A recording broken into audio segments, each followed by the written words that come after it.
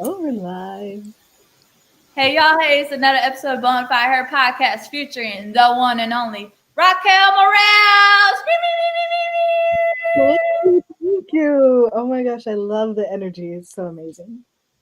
How you doing today? Girl, I'm doing good. Just back at home for the summer. So, just gym, practice, homework, because I'm also taking summer classes. So, it's a busy life out here. I know that's right, but let's get it started. So, Miss Raquel, can you tell us like your sports story and how you got to where you are? Of course. Okay, so I started playing volleyball in about fifth grade. My aunt, she owned a volleyball club, and my cousin was very much involved in volleyball as well. And she was about 7 years older than me. So she was a senior in high school when I started playing, and she was recruited to play Division 1 volleyball at Prairie View A&M University. And mind you, volleyball is a tall sport, right? And you've met me before. I'm not the tallest person. I'm about 5'2" on a good day, and maybe 5'3" with shoes. So yeah, and my cousin, she's much shorter than me. She's about 4'11", and on her roster, it's like 5'1". But her being recruited to a D1, we were like, oh my gosh, like this is possible. Like, and after that, I wasn't really interested in playing college volleyball, especially at that young of an age. But as I progressed and as I got better, um, eventually I was like, you know what, I think I want to do this like later on. And so my cousin was such a big help for me. And like she was still so much of a supporter, especially her being much older, and she would always like practice with me and just give me tips, tricks, everything like that. And so follow up to my junior year, I am getting recruited, or summer of my junior year, I'm getting recruited. And I go to camps. I was going to camps since sixth grade. I went to a bunch of them, a lot of money, but so much worth it. I met so many great people there that I'm still friends with today. And so my junior year, I ended up going to the few camps that I knew I had been talking to, emailing, and they were like, we're interested, come out to our camp, we could talk. And so my junior summer, I committed to Prairie View A&M University. And I was so excited because that's where my cousin had went. And, it was kind of like a legacy thing.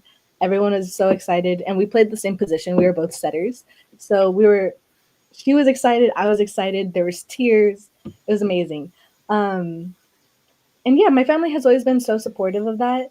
And then my freshman year, last year, I decided to transfer out of Prairie View because I have always been, and anyone you'll meet like that knows me like knows I am a big stickler on my academics. Like I really try to push myself. I want to go to med school after I graduate, so it was a really important thing. And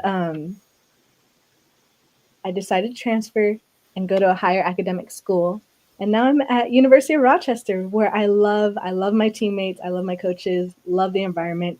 It absolutely pushes me to be the best athlete and student like that I can be. So I couldn't ask for anything more. Girl, when I met you, I was like, dang, is you and Janice are like related? I saw the last name, I was like, they have to be related. And then y'all look like sisters. I was like, oh, they're cousins, but they look like sisters. Oh, thanks. I was like, she's so pretty. So if I'm her sister, that means I'm pretty. So thanks, girl. So you mentioned you transferred. So can you like explain the misconceptions about transferring, especially the transfer portal? Of course. So I think a lot of misconceptions are, oh, like you want to find something easier, or you're not getting enough playing time, you don't like the coaches. And that's not always the case. I've met a lot of girls who have decided to transfer just because sometimes they feel like they're missing something out of their school, not necessarily with the athletic piece, but more the academic piece. Because at the end of the day, we're not always going to be able to play our sport. Not all of us are going to be able to play professionally. So, having an end goal is really important for some of us. So I think that was one of the biggest misconceptions. And I was honestly really scared and nervous to tell people to announce that I was transferring because I didn't want them to think that I couldn't cut it at like a D1 university. And so I had reached out to multiple other D1 universities that were higher academic. Um, but ultimately, I had always had this dream of going to the East Coast and pursuing school over there. So there's not a lot of D1s over there. And a lot of the D3s that were I was interested in, they had been my dream schools like in middle school. So I reached out to them again, and they wanted me. And so the transfer portal is really scary. I'm not gonna lie. Because it's full of the unknown. You don't know what's gonna happen. You don't know if you'll get picked up. You don't know where you'll end up. Like, am I gonna still play my sport, or am I just gonna have to go to school? Um, but I think what's really important is having a good community around you. You mentioned Janice, and Janice was transferring at the same time I was, and so I had entered the portal before because I'm a volleyball player, so the portal opens up earlier. But I was able to kind of guide her, even though I'm younger. I was able to guide her, like, okay, this is what you do. Like, hey, make sure you reach out to the coaches early. Like, you can still. I was giving her tips and tricks, and so it worked out for the for the both of us, and we were able to kind of lean on each other when we were like, oh, I don't know what to do, I don't know how to feel, and just kind of tell each other our concerns because we understood each other. For sure. And I will, it's so crazy how like people like to judge the athletes of transferring, like, oh, they couldn't stick it out, or they like, oh, they didn't get enough playing time. And it's like, okay, like maybe there's a reason behind that. Like maybe they miss their family, maybe their family member was sick, so they want to stay closer, or Hmm. just other things. And I think like for me, just to hear that is like, man, y'all don't understand what's it like to be athletes. Like just the hard load of work that have to do, and just I always say I wish like the non-regular, like the non-athletic regular people would just try to walk in their pair of shoes and just try one day of doing all that stuff, like waking up at 5 in the morning, classes, all that stuff, and you don't get home till like maybe 9, 10, or 11 at night. So like you try that for maybe a week, I bet you will be singing a different tune. Really, yes. Like, I mean, going from a D1 to a D3, I mean, you're at a D3, at especially a high academic D3, your academics are so prioritized. Like, you need to get your grades in order, you need to focus on your classes, and of course, volleyball is a privilege to play. Like, your sport is a privilege to play. And if you can't handle your academics, then you can't be playing volleyball. So, you know, versus a D1, your sport is your entire life, and that is fine. But ultimately, there's other things I wanted to pursue outside of volleyball, which is why I felt I needed more of a balance. So, but I mean, we have the same schedules. We still have 3-hour practices during preseason. We still have 2-hour practices during in season. We're still going to weights 3 times a week. We have to get up at 5 a.m. because our practices are in the mornings and then our classes are immediately after. It's the same schedule, but I think a lot of people have this like misconception about D3 is that it's like, oh, you can't, like, you're not good at your sport, or, like, it's like less than school. And that is not the case. A lot of the girls within our conference, they received D1 offers. Like, one of them was to UC Berkeley, and she decided to go to another school in our conference called Emory University. And just because she was like, no, this is such a better school, this gives me all the opportunities I need. And, I'm going to still play volleyball and it's still going to be at a high level. So it's just figuring out what you want to prioritize in your life. I literally was thinking about asking what's the misconceptions of D3, but you just answered it already. I was like, dang, she read my mind. So, but my question is for you is, when it comes to representation, both on and off the court, how important is representation when it comes to both on and off the court for women's sports?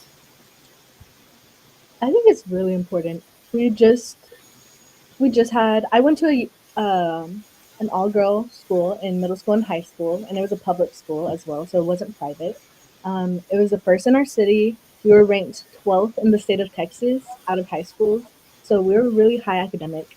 And our sports team, we had a great volleyball team, not just because, like, a lot of us played club, and we we were really good.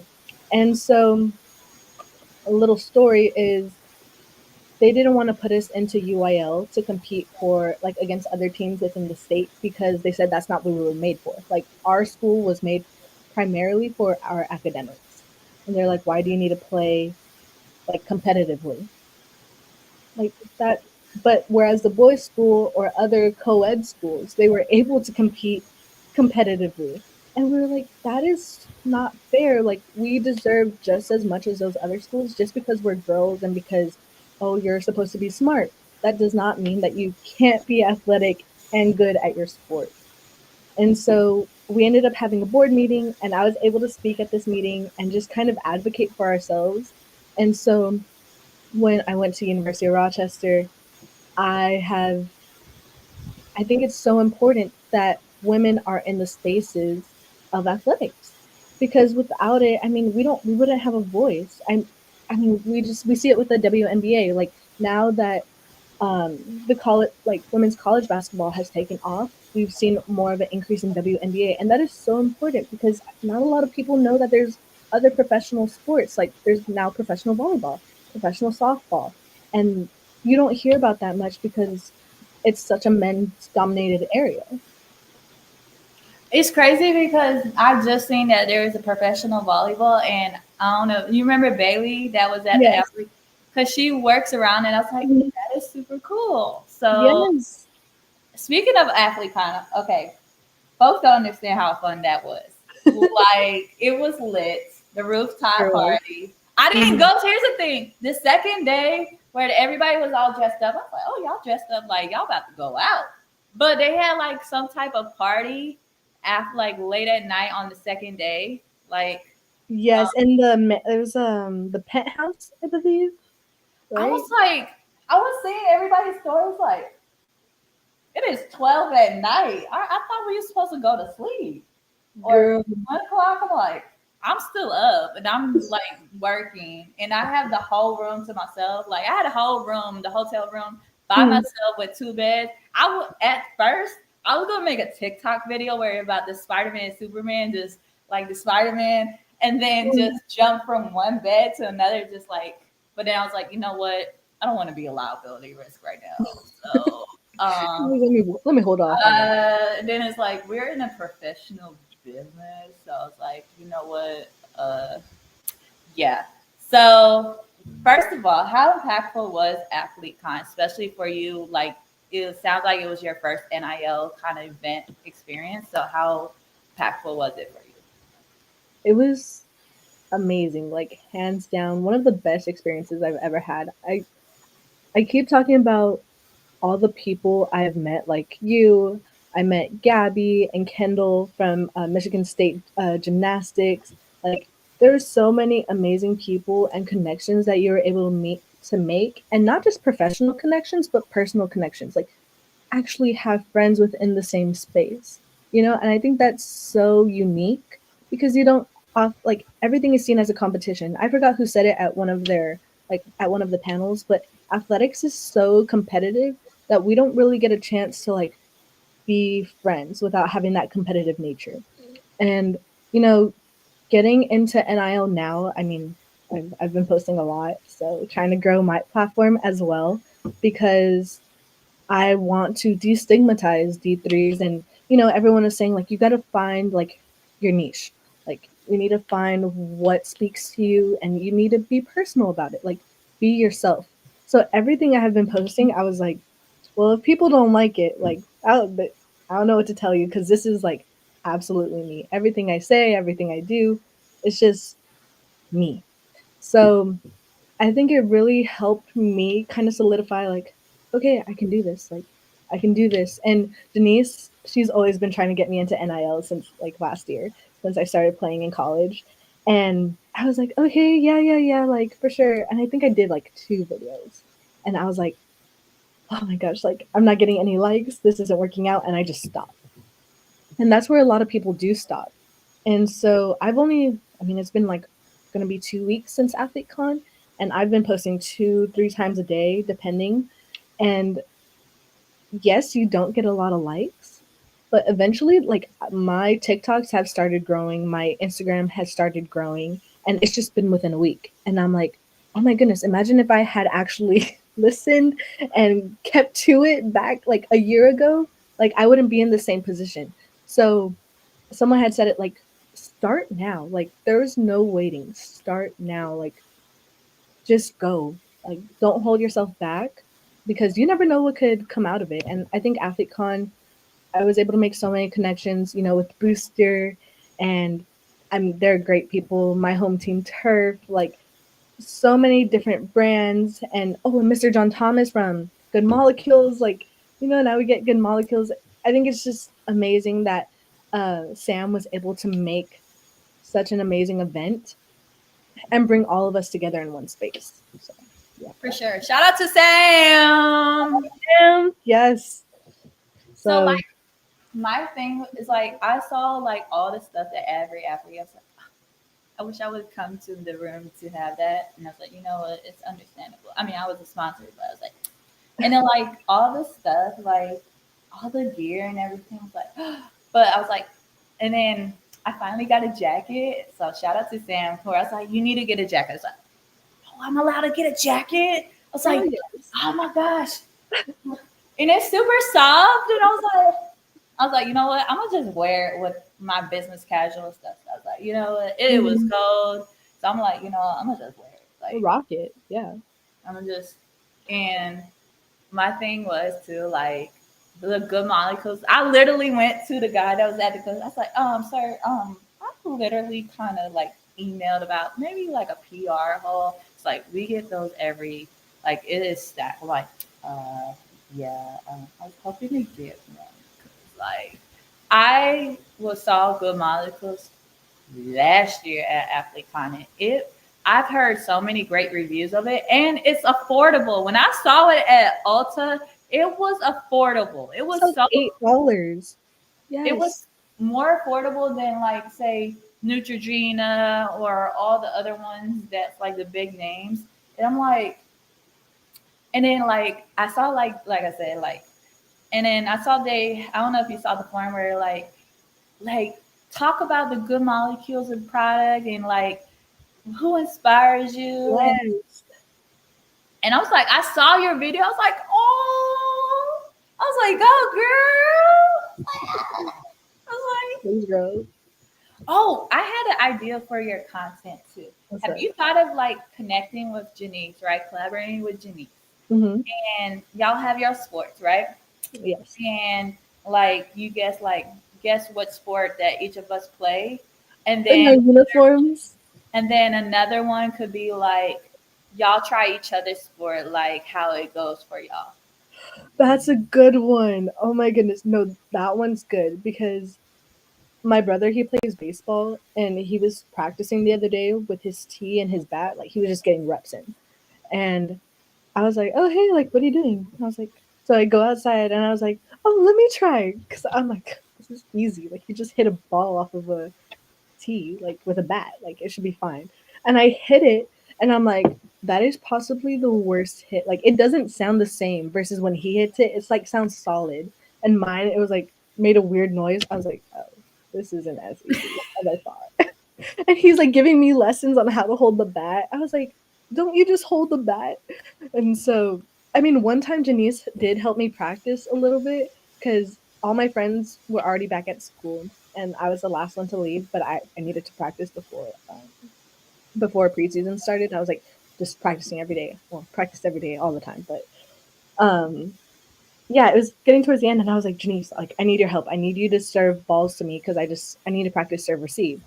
And she's like, okay. And so she's serving and she's like all awkward, like hitting the ball. I was like, you know what? Just throw the balls. Just throw the balls as hard as you can, like if it's a softball. I said, I know it's bigger, but just throw it as hard as you can. And that's how we made it work. That's how she helped me practice by throwing volleyballs. It's crazy because a lot of people don't know. I used to play softball, and like I played against my sister in middle school, Oh, and it uh-huh. was the funniest thing because like our parents literally had to be in the middle. There was no like sides, like on this side and Yeah. that side. It was like had to be in the middle. Like, oh, we're cheering for both of our daughters. Like, and it was funny. Like I always say, like you know, and my sister was pitching. She was a pitcher for me, but Mhm. she also played D3. So she dominated the D3 school. Like she was in the stats for softball, like with like having a slugging average in her senior year. So she got that statistical award, and it was crazy. Amazing. I mean, it was crazy because the college she went to was a all girls college. I was like, uh, Did you go to Smith College? she went to Meredith College down in North Carolina. Okay, yeah, I know where that is. Yeah, so I'm like, kudos to you because I would never go to all girls college because I like testosterone. I like men. You So know, I'm just like, I would like, I want to be around testosterone and men. Just like, that's totally fair, and I think I wouldn't go to an all girls college personally, just because I was in an all girl middle school and high school. It wasn't like an academy. Um, but I will say the environment. I hated it the first like my sixth grade and seventh grade year. I was like, Mom, Dad, take me out. But it was one of the best high schools in Texas, mind you. And I was like, please take me out. This is so hard. Like I can't do it. Blah blah blah. And they're like, no, you're staying. And I was like, so like I ended up just having to stick it out up until like my eighth grade, ninth grade year. Like I just loved it. Like everything. I fell in love with the whole environment. Like because sometimes not having boys there, it's like because it's just weird. growing boys sometimes they're annoying. They want to interrupt class, and at our school there was pretty much no one interrupting class. Like we would get our work done, we would go like, and a lot of our girls they end up going to Ivy Leagues. Like some of my friends they go to Yale, Harvard, um, Emory, let's see, Princeton, like so many great schools. So I don't regret going to all girls school anymore after I fell in love with it, like after I got over my little teenage self.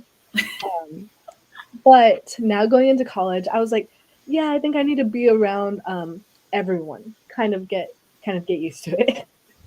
And It so, was it was crazy because I was like I said, it's like kudos to you. Like I have to be like, and I'm a person that's around guys a lot because I was mhm, talking about sports. I play yeah, sports, so it's like a lot of the girls. Like I mean, I love softball. I love watching softball. Like I'm a basketball person, but I love watching softball. And for me, like I would say that the college softball, like World Series, is so much better to watch than baseball. Like it's faster. Like it's crazy too. Um, Jules, Jules, what's her name? Oh gosh, Jules Dunn.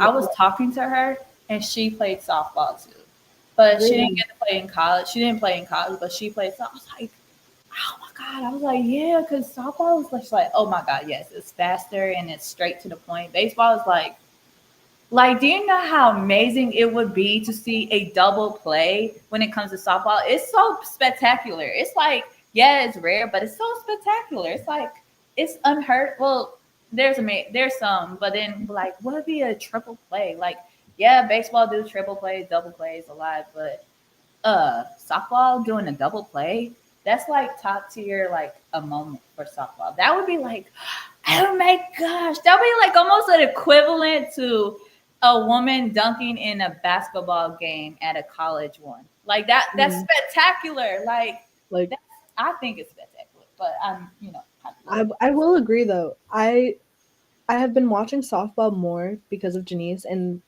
our schools are only about 5 hours away from each other, which may seem long for some people, but we live in Texas. Like, if we want to go to the other side of Texas, it's like 8, 9 hours. So 5 hours is nothing. And so, from one end of New York to the other end to New York City, so from Rochester to New York City or Staten Island, it's about like a 4 or 5 hour drive. And so I've been able to watch her games because luckily our seasons don't overlap because I'm in the fall, she's in the spring. So I've been watching softball a lot more and it is faster. But and college also, and college volleyball is super fun to watch. I don't know if you remember. Do you remember when Nebraska had that college volleyball game inside of at the the football stadium, yes, Nebraska? That's what it was, Nebraska, and it was like an amazing moment because it had like so many fans they and people filled the watching. It was stadium. like a Guinness World Record. Yes. they filled the stadium, and like that's completely like unheard of. Because I mean, you don't see a lot of people like unless it's at like a Big Ten or SEC game, like one of those power schools. Like you don't see a lot of people fill up those stands. So to fill up an entire football stadium worth, insane. And like I thought that was so cool. I definitely watched that game too. I was like, oh my gosh, like I want to see what's happening. I was like, my eyes are glued to it like the entire time. I think volleyball too. I ain't gonna lie. I watch volleyball when like see snippets of like the playoffs, like just Mm-hmm. because. And my sister played volleyball too, like softball and both Mm-hmm. in high school before she chose softball. So, and I mean, I played a little bit of volleyball for Special Olympics Unified, and I was like, well, I kind of like, but I will say if you don't set your arms the right way for volleyball, yes, it will give you a bruise. If you don't like do a bump like this in a set form, like it will hurt. Yes. And then I just think it's so amazing how like how when they serve and they run and then just like the running serve, I'm like, kudos. Because I Yeah. tried that and it failed. So I'm gonna just You like, have to have proper footwork. I will say, like, it took me a good second in seventh grade when I was learning. I was like, my feet could not, like, I don't know what was wrong. Maybe I was just uncoordinated, but I could not, like, jump serve. And then I don't think it was until, like, middle of my seventh grade year that I was like, I finally got it down. So it took a good little second for me to, like, get the footwork to jump serve. So, but men's volleyball, too, is insane. Like, it's so powerful. It's so fast, but also so slow at the same time because everything is so high. But I don't know. I love watching men's volleyball too. Like I think it's so because they hit so hard too. Like the ball goes and just like bounces up to the ceiling, and you're like, now. you know, I don't know if you've seen this a lot lately with the content wise for volleyball, like especially in TikTok. I don't know if you've seen that trend where you're so funny and people like thank you and then it describe like the hardship they went. And I was like, I have like the volleyball ones. I'm like, yo, like the horror stories. And I'm like, yo, like, and then people wonder like why athletes at times it's hard for them. And this leads to my question is, you know, as a person of color and also a athlete, how important is mental health? It's super. It like to me, it's like super important. I think especially being Hispanic, we like not to fit into the stereotypes, but like our family is like we don't really prioritize like the mental health aspect because we're just kind of told to like suck it up, like and it's more a generational thing, not necessarily like just a familial, because you see it with a lot of people like, oh, like you're fine, like you don't need to like take a break, like you need to suck it up, like and get over it, you know. Um, but I don't think I really learned how important mental health was. I didn't really struggle with mental health up until this year, I would say, because it was the farthest I've been away from home, and I think I got a little homesick, but eventually, I just started suffering with depression, and so I would call my parents like, eh, and I'm like, I don't know, like what's wrong, like I don't want to do anything, like I just want to stay here, like and like just be here, like I don't want to go to school, I don't want to go to volleyball, and it was a really tough time for me because I was like, does that mean like I don't want to play my sport? Does like is something wrong with school? Like, and it was crazy because everything was going fine like outside of that. Um, but eventually my parents are like, hey, like, you know, it's probably time like you go talk to someone. And I ended up going to see a therapist at our school, and he was like, sounds like you're suffering from depression and anxiety.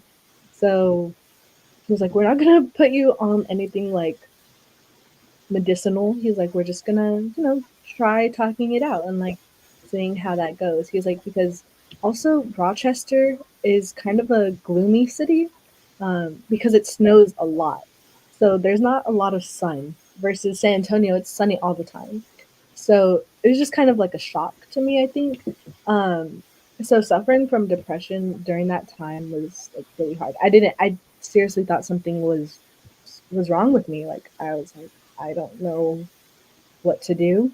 Um, but I think also having a community around you, like how I said, even with the transfer portal, um, I told a few of my teammates, and them being so supportive and just kind of checking up on me like every once in a while, like, hey, how are you doing? Like, are you okay? Or like taking like physically being like, no, you gotta get out today. Like, come on, like we're gonna go do things. And I don't know. I think as a minority and as a woman, we're not like focused on as much. And that's, I mean, I don't want to say it's okay, but like we're used to it, so it's kind of okay. Um, but I don't think that's the way it should be.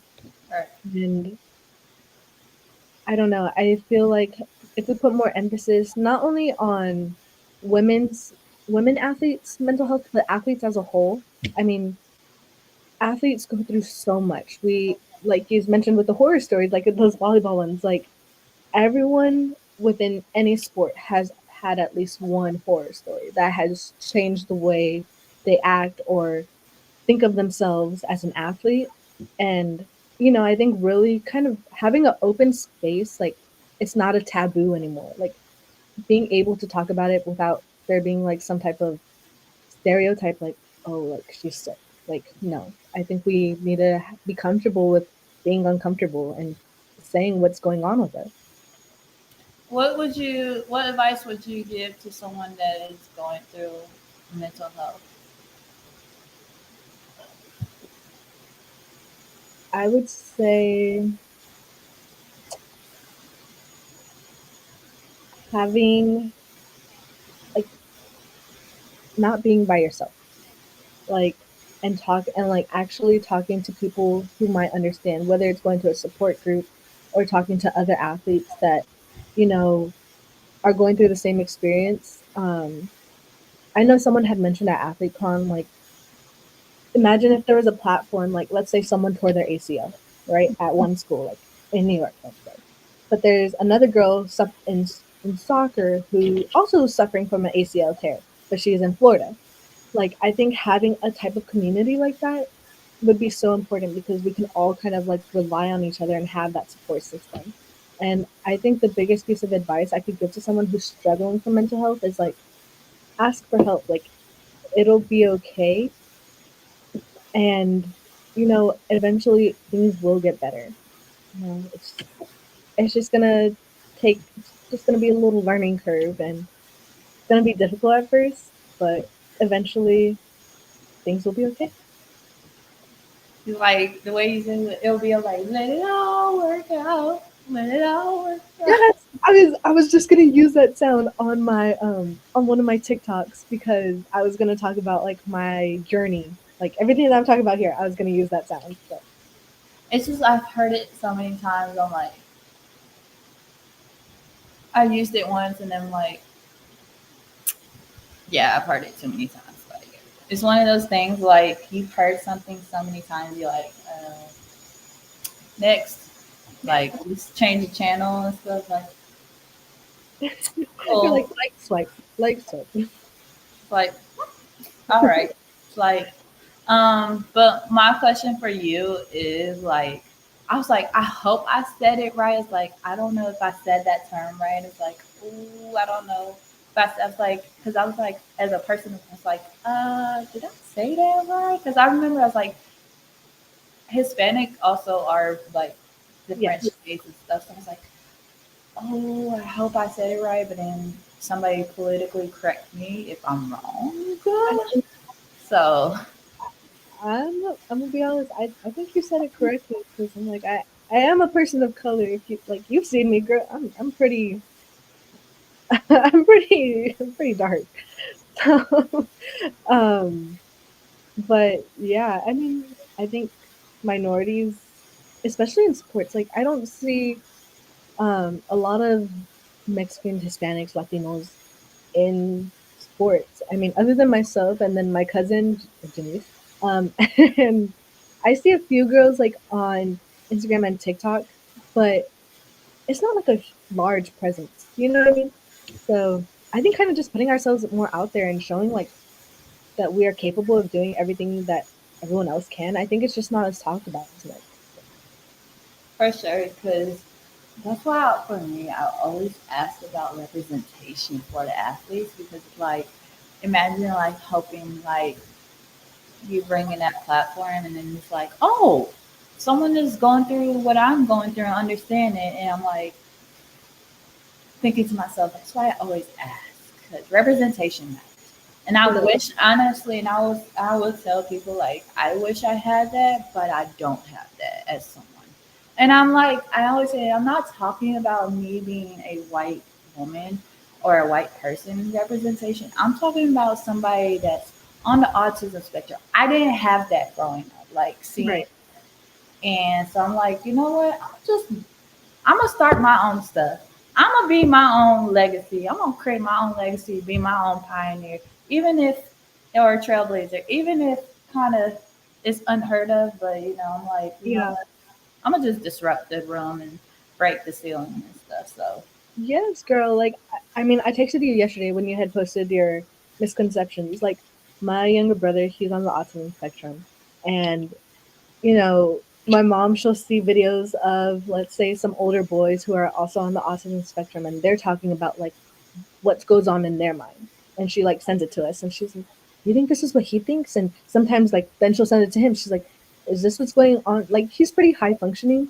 Um, I am too. yeah. I And like I am too. so sometimes it's like, well, he only eats certain foods. So like Sam had asked, like, oh, what's your dream partnership? And I was like, Red Baron Pizza, and she was like, what?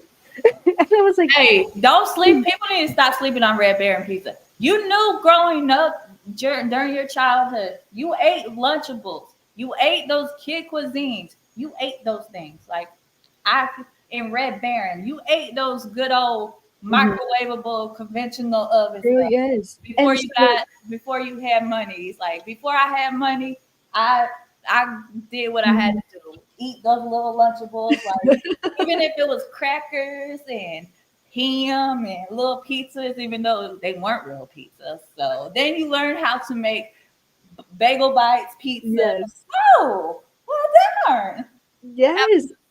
And it's like crazy. I was like, girl, I was like, well, like it's a story. I was like, so my younger brother, or I have two younger brothers, and they're twins. So the oldest one, they're a minute apart, but the oldest one, he's the one who's on the autism spectrum, and so he will only eat pizza.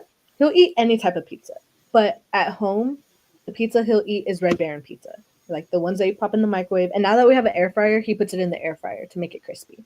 And then he only eats chicken nuggets, um, either like Dino nuggets or they have to be from McDonald's. Um, he eats all types of fruit. Fruit he loves fruit. Um, and he only likes he used to like bean and cheese tacos, but now he only likes bean tacos. And what else? He likes French fries. And then he doesn't really like sweets. He doesn't like candy or cake or ice cream, anything like that. But recently, he just started liking chocolate chip cookies. He accidentally tried a chocolate chip cookie because he thought it was an oatmeal raisin cookie, and he ended up like loving it. And so now he's like, okay, I like chocolate chip cookies. And so they just turned 14 yesterday.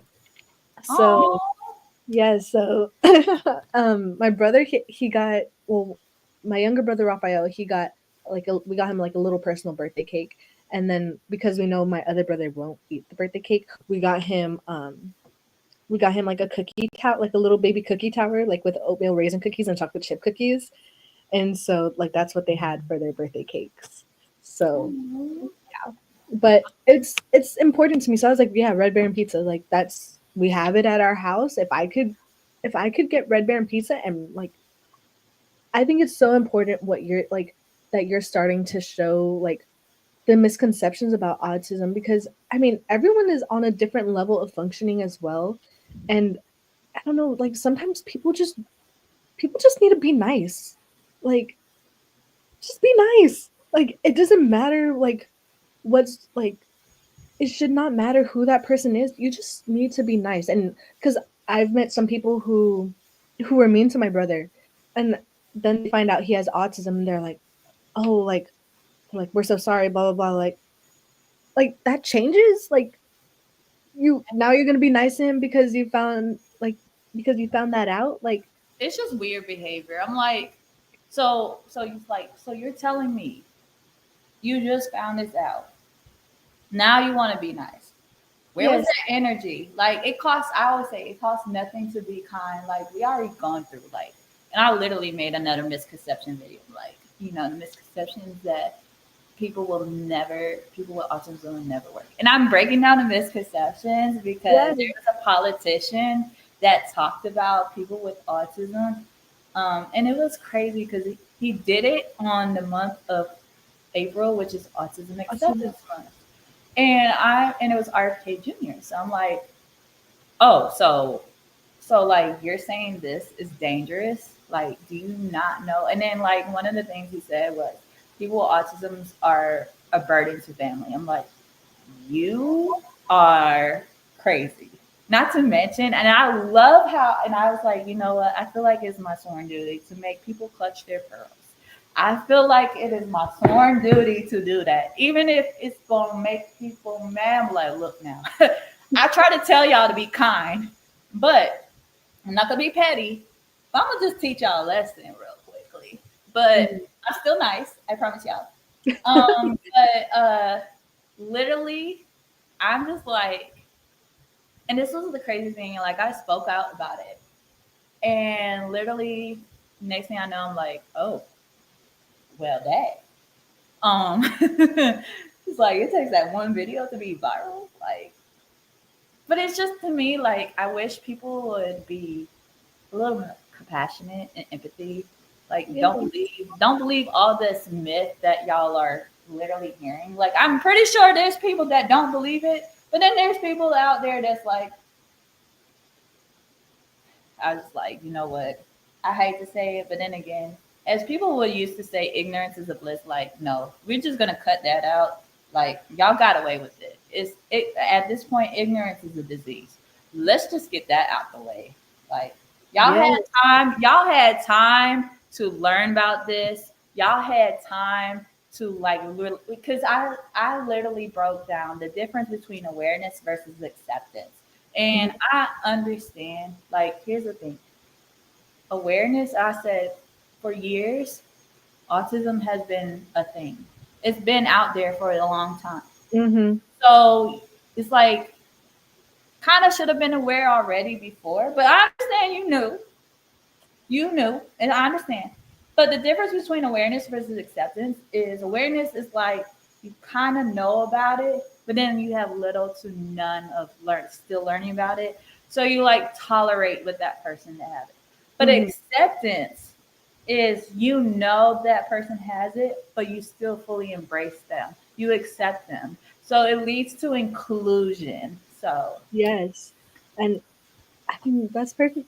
That's so perfectly said though, because I mean so many people are like, oh yeah, like he has autism, but then sometimes they don't take that into account when they're speaking, like when they're speaking to him, or they're like, yes, you don't want to infantilize people with autism, but also it's like some things are gonna have to be different. Like sometimes, like he has really high functioning anxiety, and so sometimes like he will like start like shaking his hands or like tapping his foot or like just kind of having an anxiety attack. And one sometimes like his teachers get mad at him, and my like eventually my mom had to be like, this is how like if he's like, so she ended up having to tell him like that he needs to advocate for himself as well.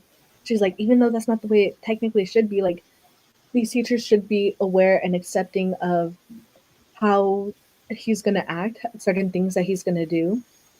And she was like, but so she's like, hey, listen, like if you feel like an anxiety attack coming on, or you just like it's everything is too much, like too much is going on in your brain. She's like, I give you permission. She's like to go to the bathroom and just be there. Like that's going to be like your little, you're going to have a break, especially like from school, from people. She's like, you have my permission. And if teacher, and like, you're going to ask your teachers, like, hey, can I go to the bathroom? She's like, but if they say no, she's like, and you, she's like, I still want you to go.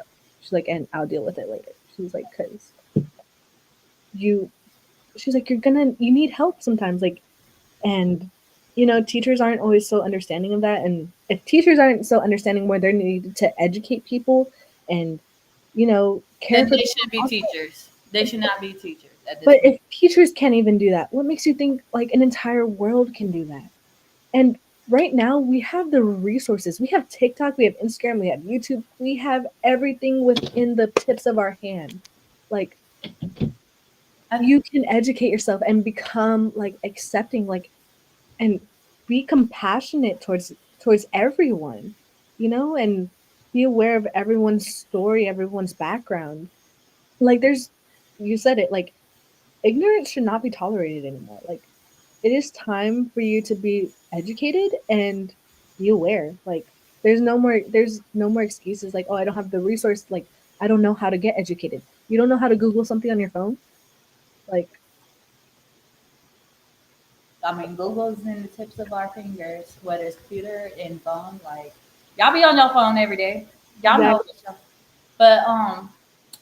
But Red Baron, y'all need to sponsor her, please. Please, bro. Like, and then you could, it's like if you ever get Red Baron, you could be like utilize it and then like kind of showcase like just like create a content where like have your moment like a dinner or lunch moment with your brother and just like implement it because I think that would be super cool. It's like Yes.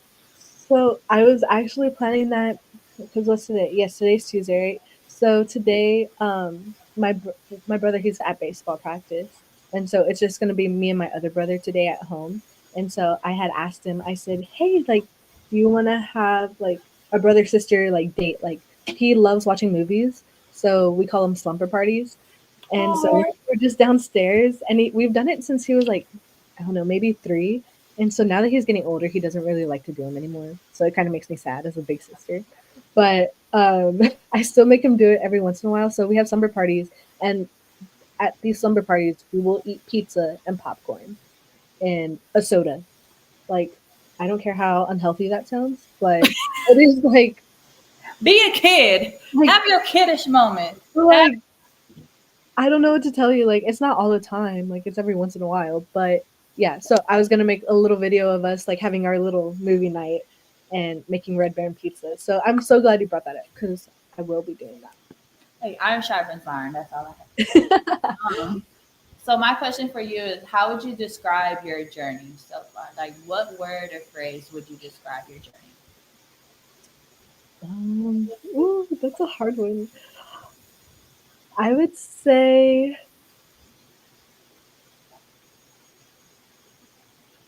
mm, I'm trying to think of the word specifically. Non-conventional, non-conventional, yet purposeful. So purposeful yet non-conventional, either way you want to put it. I mean, I don't hear a lot of athletes going from D1 to D3s. Um, I also don't hear of a lot of 5-1 volleyball players, so that's also unconventional. Um, and then Hispanic, not to might I add. Um, and you usually see like D3s going up to D1, like, and that's their goal, and that is perfect. Like, that you should have that goal. But sometimes, like, you just want to prioritize other things, and that's okay. Um, and that's where the purposeful comes in because I had a purpose for going to a high academic D3. You know, I had to choose. Eventually, my decision when I was decided to transfer, had to choose between 2 schools, and that was the University of Rochester, where I ended up, or New York University, NYU, right?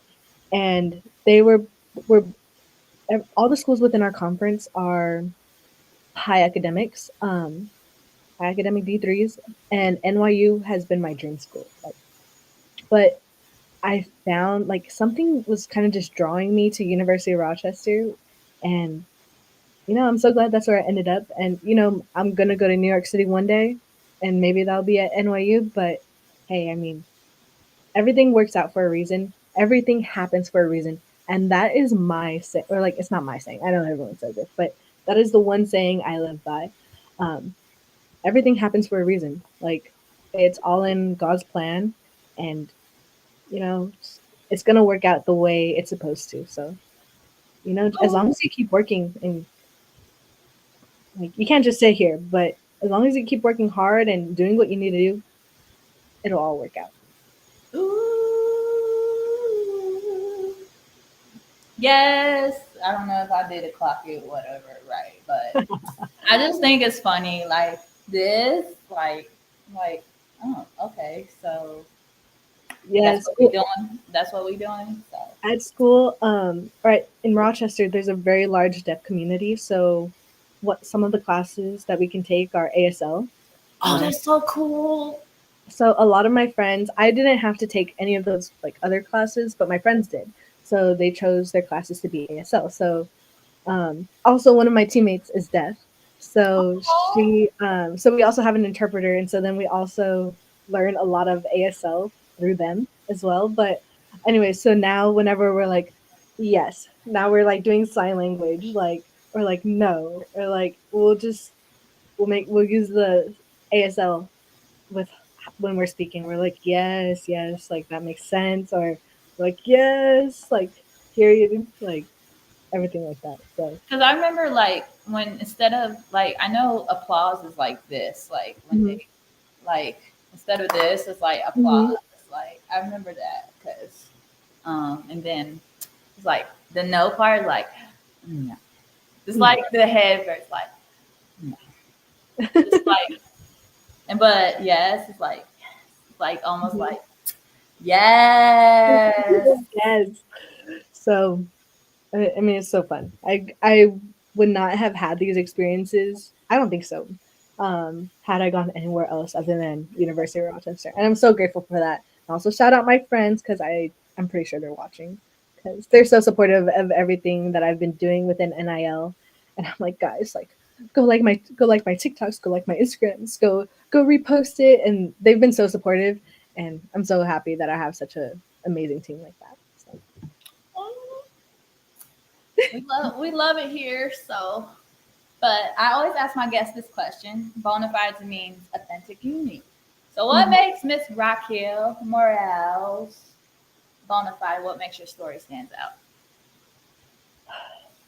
I think of how passionate I am, not just about my athletics, but of my school and for advocating. I'm majoring in public health right now, and I'm also on the pre med track.